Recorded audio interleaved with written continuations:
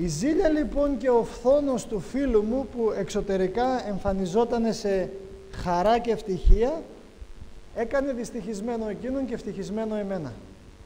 Και αυτό ονομάζεται σχιζοφρένεια. Οπότε, αν ψάχνετε για ψυχικά διαταραγμένους ανθρώπους, μπορείτε να καταλάβετε ποιος μπορεί να είναι ψυχικά διαταραγμένος. Γιατί οι περισσότεροι από εμάς, φίλοι μου, χαιρόμαστε με τη δυστυχία των άλλων, ναι ή όχι? Και αν η δυστυχία και η μιζέρια και η ανικανότητα των άλλων γίνεται η δική μας η χαρά και η ευτυχία, τότε με μαθηματική ακρίβεια οδεύουμε προς το θάνατο καλπάζοντας πλέον. Όχι περπατώντας, καλπάζοντας. Και όταν έχετε και έχουμε γενικά... Το αφήσω εδώ, το χρειάζομαι άλλο.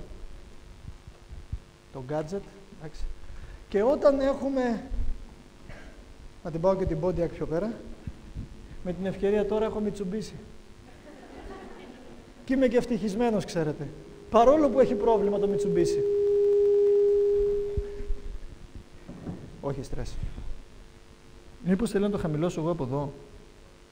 Εντάξει. 1, 2, 3. Τι να κάνουμε, δεν είμαστε επαγγελματίες μουσικοί. Τώρα έχω Mitsubishi και έχει και πρόβλημα και στον κινητήρα και δεν κοστίζει και τόσα πολλά και είμαι και ευτυχισμένος. Και όταν βλέπω ανθρώπους να έχουν καλύτερα αυτοκίνητα από μένα, χαίρομαι με τη χαρά τους, χωρίς να χρειαστεί ποτέ να το επιθυμήσω. Αυτή η απουσία του πειρασμού, αυτή η πάυση της επιθυμίας ονομάζεται εγκράτεια και αυτάρκεια.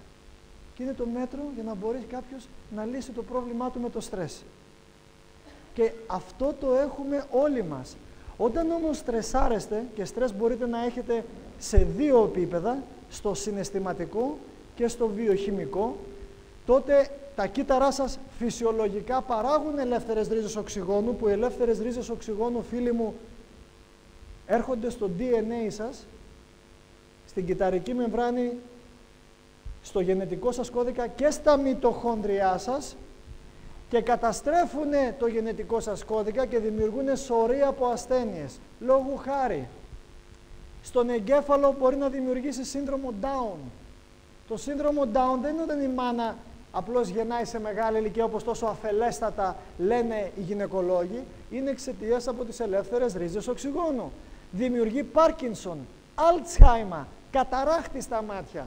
Οι ελεύθερες ρίζες οξυγόνου πάντοτε, σωστά, γιατί καταστρέφει, όπως σας είπα, σε επίπεδο κυτταρικό.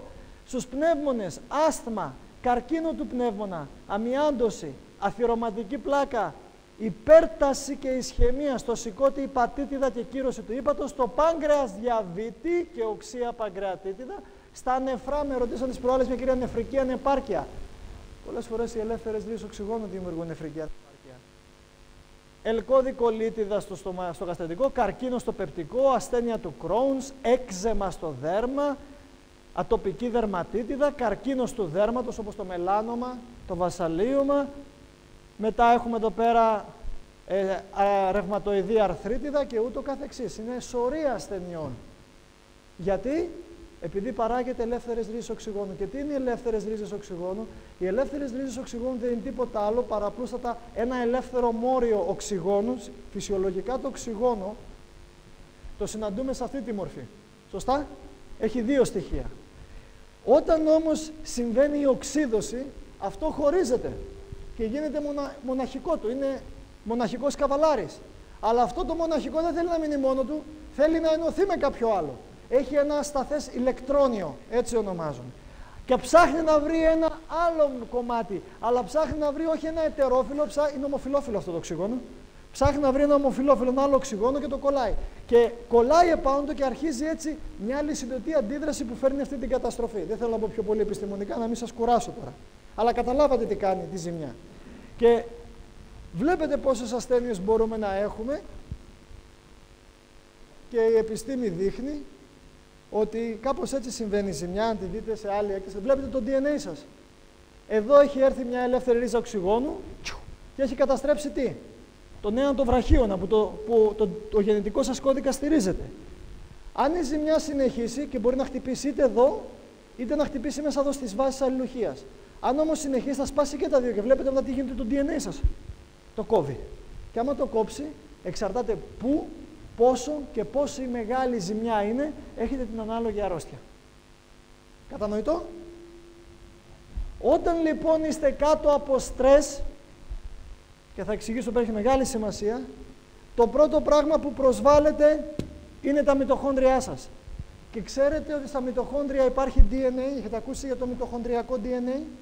Πρόσφατα οι επιστήμονες ανακάλυψαν ότι όχι μόνο στον πυρήνα του κυτάρου υπάρχουν γονίδια, αλλά υπάρχουν και στα μυτοχόνδρια γονίδια. Και ονομάζεται μυτοχονδριακό DNA το συγκεκριμένο. Και στο οποίο μπορούμε να ανιχνεύσουμε, γιατί μεταδίδεται μόνο από τη μητέρα στο παιδί, μόνο οι γυναίκες το μεταδίδουν αυτό, το μεταφέρουν στην επόμενη γενιά. Και έτσι μπορούμε να αντλήσουμε δεδομένα πόσα χρόνια είμαστε πάνω στη γη, παραδείγματος χάρη της μεταλλάξης του μυτοχονδριακού DNA. Η ανοησία ότι είμαστε εκατοντάδες χιλιάδες χρόνια ο Homo sapiens δεν ισχύει βάσει του μυτοχονδριακού DNA. Γιατί παραπάνω από μερικές εκατοντάδες μεταλλάξεις στο μυτοχονδριακό DNA δεν μπορούμε να ανιχνεύσουμε. Του τέστην, ο άνθρωπος δεν είναι πάνω από 10 με 15.000 χρόνια πάνω στη γη. Ιστορικά, βιολογικά και οτιδήποτε. Σας ακούγεται παράξενο, αλλά η σαβούρα που σας έχουν διδάξει είναι ψέματα. Ο νεοδαρβινισμός δεν ισχύει. Κάποια άλλη φορά θα κάνουμε σεμινάρια γι' αυτό. Και στο περιοδικό Nature βλέπετε εδώ πέρα τι λέει Old before its time. Mitochondrial theory of aging on test. Και όταν τα μυτοχόνδριά σας γερνάνε πριν την ώρα τους, γερνάτε κι εσείς. Η πρόωρη γύρανση είναι μια αιτία στο μυτοχόνδριά σας. Επειδή καταστρέφονται από τις ελεύθερες ρίζες οξυγόνου. Τώρα μια ερώτηση θα σκέφτεστε.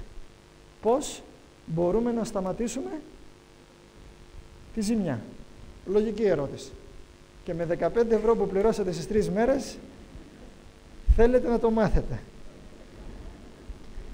Στην εκπληκτική τιμή μόνο των 500 ευρώ στο ιατρείο μου, μπορείτε να το μάθετε όλοι και να μην γεράσετε ποτέ. Ειδικά για τις γυναίκες. Και αφήστε τα μπότοξ από εδώ και το τσιτάρισμα τα έτσι.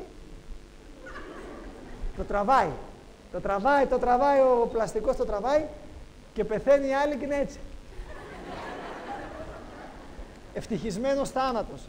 Κάποιος είχε πει ότι όταν έρχεσαι στον κόσμο, εσύ κλαις και οι άλλοι γελάνε. Να ζήσεις τη ζωή σου με τέτοιο τρόπο, έτσι ώστε όταν θα έρθει η στιγμή να φύγεις από αυτόν τον κόσμο, να χαίρεσαι εσύ και να κλαίνε οι άλλοι. Γιατί αν κλαίμε όλοι μαζί, αυτό σημαίνει έχουμε πρόβλημα. Δεν ζήσαμε καλά. Και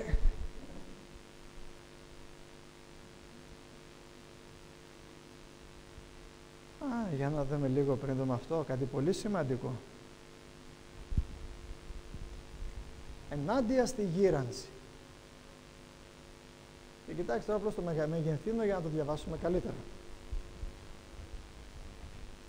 Η ζημιά λοιπόν γίνεται εδώ στα μυτοχόνδριά σας, φίλοι μου.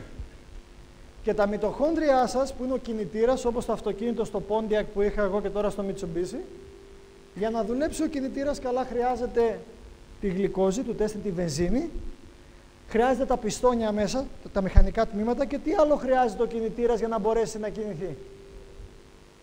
Σας το έδειξα εδώ. Οξυγόνο, πρέπει να μπει οξυγόνο εδώ μέσα για να γίνει καύση, σωστά?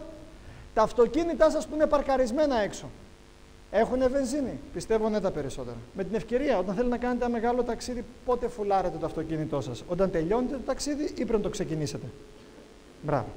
Γιατί αυτό το κινητήρα, τον όμορφο που έχετε όλοι σας, δεν το φουλάρετε το πρωί, το τεστ πρωινό, και τον φουλάρετε όλοι από το μεσημέρι και μετά, μόλις είστε έτοιμοι να τελειώσετε το ταξίδι σας? Και μετά αρχίζουν τα πάχια και πηγαίνουν έτσι και λένε γιατί πάχυνα? Γιατί? Γιατί το γουρούνι που φάγες χθες το βράδυ, αυτό σε πάχυνε. Το ταξίδι το ξεκινάτε το πρωί και γεμίζετε πριν τον κινητήρα όταν κάνετε το ταξίδι σας. Το πρωινό σας πρέπει να είναι το καλύτερό σας γεύμα. Ό,τι τρώτε το πρωί είναι για σας, το μεσημέρι για να κάνετε κοιλιά και το βράδυ για να πάτε στο γιατρό. Το πρωινό το είναι για σας, το μεσημέρι για τους φίλους σας και το βραδινό είναι για τον εχθρό σας, ή την πεθερά σας, ή την ύφη σας, ή τη συμπεθέρα σας. Αλλά τα αυτοκίνητά σας έξω έχουν βενζίνη, έχουν τον κινητήρα και έχουν οξυγόνο. Δουλεύουνε, κάνουνε καύσεις τώρα? Κάνει καύσεις το αυτοκίνητο αυτή τη στιγμή που μιλάμε? Γιατί δεν κάνει καύσεις? Τι χρειάζεται για να κάνει καύσεις? Για να πάρει μπροστά το αυτοκίνητο, τι χρειάζεται να κάνετε? Χρειάζεται να βάλετε το κλειδί μες στο διακόπτη και να κάνετε. Την ώρα που κάνετε αυτό, τι συμβαίνει μες στον κινητήρα σας? Πάνω στον κινητήρα, τώρα κάνουμε μηχανολογία, έχει τα μπουζιά, τα οποία μπουζί παίρνουν